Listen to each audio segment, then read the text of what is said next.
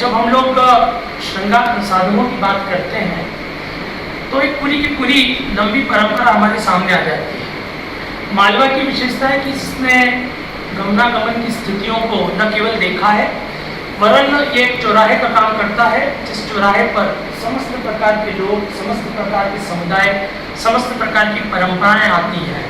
और जो अवंती का जो चिन्ह है वो भी इस बात की ओर संकेतित करता है कि मालवा और विशेष तौर पर जो नगरी है उज्जैन, इसने सदियों से अलग अलग हिस्सों को न केवल जोड़ा वरन उनके बहाने जो लोग यहाँ आते रहे उन सभी को यहाँ पर स्थान दिया और उनकी परंपराओं को आत्मसात किया। सलमा शाहीन मनिहार ये यहाँ पर तराना से एमए करने के लिए आई थी। तराना की मिट्टी का मैं कभी उदय नहीं हो पाऊँगा क्योंकि तराना जो है वो मेरे पिता की मातृभूमि है, मेरे परिवार का आधार है। तो तराना जो है वो मेरे सपनों में बसता है। तो जब सलमा ने मुझे बताया कि मैं तराना से हूँ, मैंने उनका जो सरनेम था वो देखा, मनिहार। तो ये जो मनिहार कला, क्योंकि मैं जिस इलाके में रहता हूँ उससे ज़्यादा दूरी पर लखेरवाड़ी नहीं है, उससे ज़्यादा दूरी पर जो है हमारे जो लोग हैं, जो कालियादा गेट इसके पास का जो इलाका है वहाँ पर भी मैंने उस धमनी से निकलने वाले तमाम प्रकार के उपकरणों को देखा। और उसके बाद में मेरे मन में एक सर जिज्ञासा उत्पन्न हुई। सलमा से मैंने प्रश्न किया कि आपका जो संबंध है, ये जो कला है, और आप देखो कि स्वयं श्याम जी जो है वो चूड़ी बेचने के लिए आ जाते हैं, कृष्ण खुद चूड़ी बेचने के लिए आते हैं। आप देखिए कितना महत्वपूर्ण स्थान है चूड़ी बिक्री को कि श्याम खुद चूड़ी बेचने आते हैं, जिसका उल्लेख हमारे तमाम प्रकार के गीतों में मिलता है। तो जब मैंने इसका गहन अध्ययन किया तो मुझे ये जानकर के प्रसन्नता हुई कि हम लोग जो हैं वो मालवा के लोग केवल मालवा क्षेत्र के लिए नहीं है, हम लोग अखिल वैश्विक संदर्भ से जुड़े हुए हैं। और अखिल वैश्विक संदर्भ ये जुड़ा जब मैंने सलमा से इस बारे में बात की कि तुम्हारे जो पूर्वज हैं वो मध्य एशिया से आए होंगे। इसने फिर पड़ताल करना प्रारंभ की, परिवार के लोगों से जानना प्रारंभ किया। तो जो समरकंद, बलक, बुखारा आदि जो क्षेत्र है वहाँ पर सबसे ज़्यादा आज भी यदि आप देखेंगे तो उसमें आपको देखने को मिलेगा कि बड़े पैमाने पर चूड़ी निर्माण की जो कला है और कांच का निर्माण का जो पूरा का पूरा कार्य है ये वहाँ होता था। फिर मैं जब इसके इतिहास में गया तो मुझे जानकर के सुखद अनुभूति हुई कि चूड़ी आदि की जो कला है बाद में हमारे देश में आई और उसका विकास हुआ। उसके पहले सुदूर अतीत में यदि हम लोग जाएं तो आदि होते थे, विभिन्न प्रकार की वानस्पतिक संपदा का प्रयोग लोग श्रृंगार प्रसाधन के लिए करते थे। फिर जब धातु निर्माण कला विकसित हुई तो विभिन्न प्रकार की धातुओं का प्रयोग हुआ। मेरे सामने अभिज्ञान शाकुंतलम का बिंब खड़ा हो गया। एक स्त्री, उसकी पहचान केवल अंगूठी के आधार पर हो रही है। अगर वो अंगूठी मिलती है तो अभिज्ञान होता है और अंगूठी नहीं मिलती है तो व्यक्ति विस्मृत हो जाता है। फिर मेरे सामने मुद्रा राक्षस आया। मुद्रा राक्षस की कहानी भी यही है कि मुद्रा के आधार पर जो है वो निराकरण होता है समस्त प्रकार की स्थिति होता है। विक्रमावशीय, मालविकाग्निमित्रम आदि में भी महत्वपूर्ण संदर्भ आभूषणों के हमको मिलते हैं और उससे स्पष्ट हुआ कि भारतीय सांस्कृतिक परंपरा में विभिन्न प्रकार के श्रृंगार प्रसाधन, विभिन्न प्रकार के आभूषण केवल और केवल सौंदर्य प्रियता के लिए नहीं है वरन उनका बहुत व्यापक सामाजिक और सांस्कृतिक महत्व है। और इसी सातत्य में हम लोगों ने ये देखा कि मालवा में भैरवगढ़ प्रिंट्स हो, बटीक कला हो, बंदेज की कला हो, फिर बाघ की जो गुफाएं हैं वो अपनी जगह प्रसिद्ध थी, लेकिन वहाँ पर विकसित होते हुए तमाम प्रकार के प्रिंटिंग के रूप हों। फिर महेश्वर की माहेश्वरी साड़ी हो, चंदेरी जो कि मालवा और बुंदेलखंड का संधि स्थल है वहाँ पर चंदेरी हो। फिर जब मैं इसी दौरान रानी बाग के नाम से प्रसिद्ध पाटन गया तो पाटन में मुझे उस स्थान पर ले जाया गया जहाँ पर कि कई महीनों में एक साड़ी बनती है। मतलब उस कला को जब मैं देखा तो मैं रोमांच का अनुभव हुआ। और वहाँ पर हमारे युग के एक महानायक की तस्वीर लगी हुई थी अपनी बहू के साथ। तो मैंने कहा ये क्यों लगा हुआ है? तो इसलिए क्योंकि ससुर जी ने ऐश्वर्या राय की शादी के लिए अपनी बहू के लिए यहाँ से साड़ी बनवाई थी और साड़ी लाखों में थी। अब तो शायद उसकी कीमत हो सकता है कि और ज़्यादा बढ़ गई होगी। तो मुझे बड़ा अच्छा लगा कि आप देखिए केवल और केवल ये सब व्यवसाय नहीं है, वरन उसका हमारे जीवन से गहरा संबंध है। मांगी के अवसर पर हर व्यक्ति यह प्रयास करता है कि उसके पास जितने साधन सुविधाएं उपलब्ध हैं उनके आधार पर वह श्रृंगार के साधनों का न केवल क्रय करे वरन उन्हें बहुत सुंदर तरीके से प्रस्तुत भी करे और अर्पित भी करे। मुझे अपने बचपन में जो श्रृंगार पेटिका होती थी, जिसको कि बहुत पहले से हम लोग तैयार करके और खरीद कर लाते थे, जिसकी तैयारी होती थी, वो पेटिका याद आ गई क्योंकि वो मैं और दादा हम दोनों तो हाँ तो वो अलग अलग रूप में रही है। वो मतलब आप जो कह रहे हैं ना कि वो प्राकृतिक संसाधन से भी बनी रही है, लकड़ी से ही बनी रही है। अब तो लोगों ने उसके ऊपर जो है तमाम प्रकार के जो है सुंदरता के जो उपाय हो सकते हैं वो सब करना प्रारंभ कर दिए। तो मुझे वो सब चीज़ें इस पूरी शोध प्रक्रिया के दौरान स्मरण में आई और ये भी स्मरण में आया कि जो बच्ची घर से जा रही है उसके लिए इतनी संख्या में साड़ियाँ, इतने प्रकार के आभूषण, ये सब चीज़ें सामने आते चले गई। कहने का मतलब यह है कि भारत के लिए श्रृंगार प्रसाधन केवल सौंदर्य दृष्टि के लिए नहीं है, उसका बहुत गहरा तात्पर्य है। वह मंगल विधान की दृष्टि से है, वह स्वास्थ्य वर्धन की दृष्टि से है, वह गहरे सांस्कृतिक अभिप्रायों को लिए हुए है। अतः इस विषय पर शोध कार्य एक तरह से व्यापक संदर्भ तक हमें ले जाता है। 3 बेटियों ने मुझे पर्सनली आज गौरवान्वित किया है। मैं तीनों बेटियों को आशीर्वाद देता हूँ। पहली बेटी डॉक्टर रूपाली सारिये है, जिसका कि अभी परसों के दिन देवी अहिल्या विश्वविद्यालय में भाषा अध्ययनशाला में प्राध्यापक के रूप में कार्य ग्रहण हुआ है।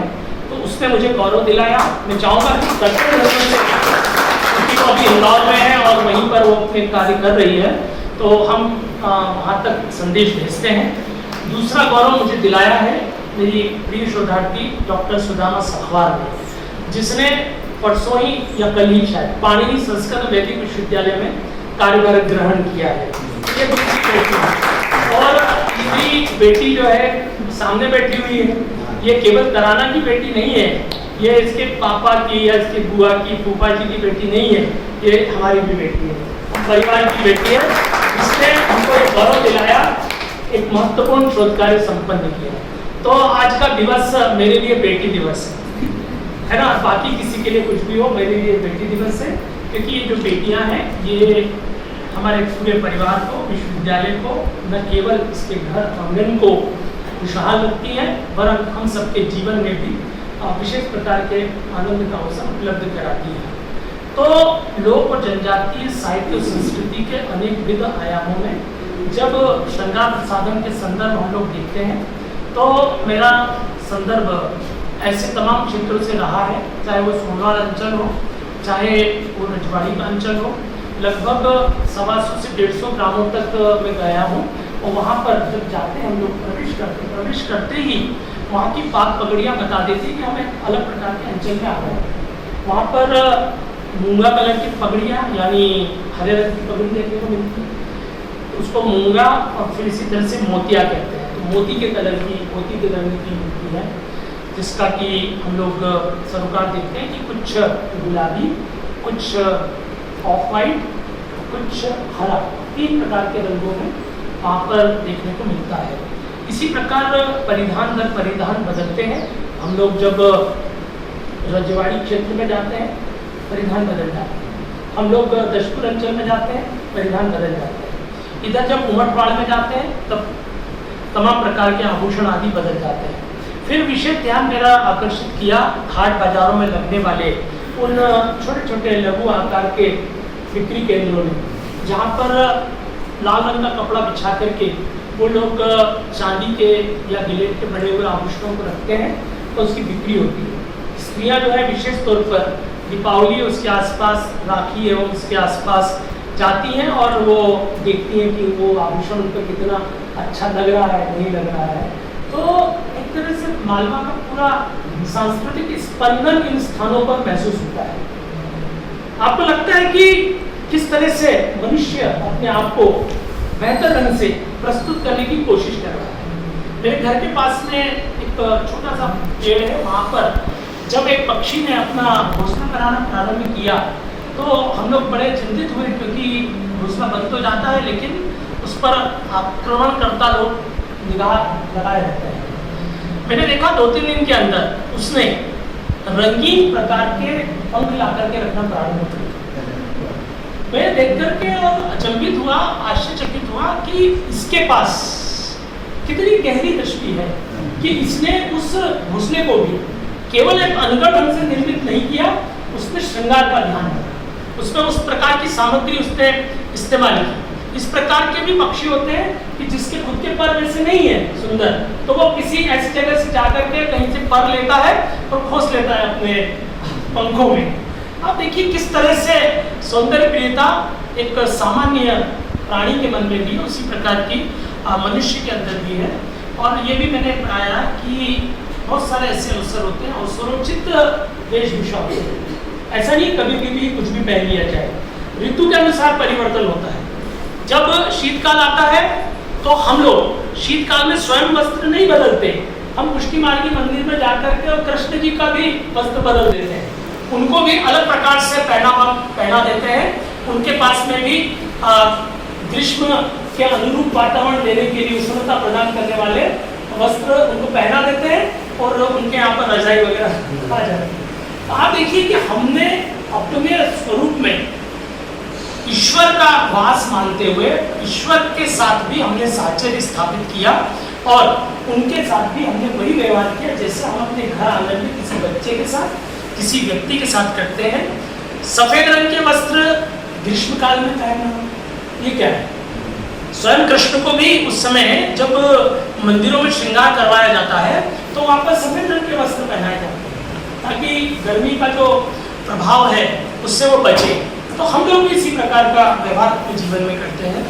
तो इस तरह से श्रृंगार प्रसाधन केवल सौंदर्य दृष्टि के लिए नहीं है, वो तो है ही, क्योंकि वो तो मुख्य है ही, लेकिन उसके साथ साथ उसका संबंध प्रकृति से, परिवेश से, पर्यावरण से, ऋतु परिवर्तन से, मानसिक दशा से भी है।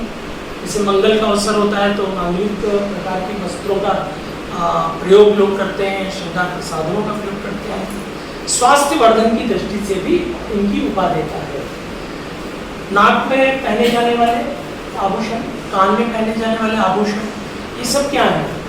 ये केवल सौंदर्य के लिए नहीं है, ये स्वास्थ्य वर्धन की दृष्टि से भी उपादेय माने गए हैं। मैंने देखा कि बहुत सारे ऐसे आभूषण हैं जिनका उल्लेख मालवा के लोकगीतों में मिलता है ना? दुशाले का प्रयोग मिलता है, मेमद का प्रयोग मिलता है, तोड़ा का प्रयोग मिलता है, इन सब का प्रयोग मिलता है। लेकिन यदि नई पीढ़ी से पूछा जाए कि ये क्या है, तो वो नहीं बता पाए, है ना? दुशाला अलग है और शॉल अलग है, या अन्य प्रकार के जो उपकरण है वो अलग है। जब आपने वो डोला मरवड़ की कहानी का जिक्र मेरे सामने किया तो मुझे बहुत अच्छा लगा कि तुमने जो है ना उसके अंदर वो दुशाला शब्द का प्रयोग किया, जो मालवा कर रहा है, अपनी तरफ से नहीं लाना है हमको, है ना? और जो वस्त्र परिवर्तन होता है और वस्त्र परिवर्तन के बाद में जीवन की कहानी अलग ढंग से बदलती है। ऐसे तमाम सरोकार हमारे बीच में उपस्थित होते हैं। अतः ये शोध कार्य केवल औपचारिक प्रकार का शोध कार्य नहीं है, वरन यह ज्ञान क्षेत्र के विस्तार की दृष्टि से, पूर्व ज्ञात तथ्यों की अभिनव व्याख्या की दृष्टि से, सर्वदा नवीन तथ्यों की खोज की दृष्टि से मालवा की लोक और जनजातीय साहित्य, सांस्कृतिक परंपरा, विविध मुखी कला परंपराओं क्षेत्र में एक उपलब्धि के रूप में चिन्हित होता है।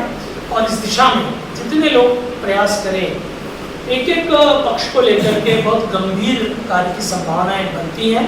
आने वाले समय में हम लोगों की ये योजना है कि मालवा के पुरुषों के वस्त्र विन्यास को लेकर, खान पान के तरीकों को लेकर, ऋतुचर्या से जुड़े हुए तमाम प्रकार के पक्षों को लेकर यह विश्वविद्यालय जो कि संपूर्ण देश ही नहीं विश्व में गौरवशाली विश्वविद्यालय है, जहाँ पर दुनिया भर के तमाम हिस्सों के करीब 80 से अधिक लोक जनजाति समुदायों पर शोध कार्य इसी विभाग से हुआ है, इसी विश्वविद्यालय से हुआ है, जो दुनिया के किसी भी विश्वविद्यालय में संभव नहीं हुआ है। ये निरंतरता लिए रहेगा।